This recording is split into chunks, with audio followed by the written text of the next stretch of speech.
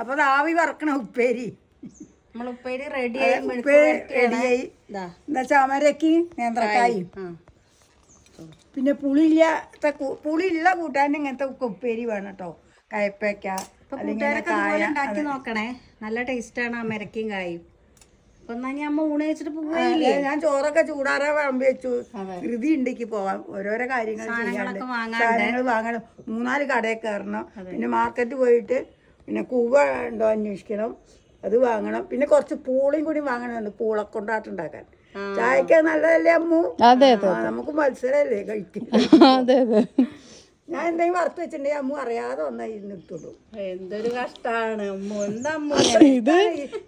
അമ്മൂനും ചക്കപ്പപ്പടം ചിലതൊക്കെ മുത്തശ്ശി ഇല്ലാത്ത പറയണ്ട കേട്ടോ ഗൈസ്. എല്ലാം ഒന്നും വിശ്വസിക്കരുത് മുത്തശ്ശീനെ. തോന്നണ്ട ചേച്ചി പറയുന്നോ. അല്ലല്ല, എനിക്ക് അങ്ങനെയൊന്നും ചിന്തയില്ല. മാതിരിയാ ചക്കപ്പപ്പടായാലും കൊണ്ടാട്ടങ്ങളായാലും ഞങ്ങൾ തമ്മിൽ മത്സരം പോലെ. അതെ. അപ്പൊ ആദ്യം അമ്മയാണ് ഊണ് കഴിക്കണേ, ഞങ്ങളൊക്കെ പിന്നെ ഊണ് കഴിക്കണുള്ളൂ. വിശക്കടില്ല.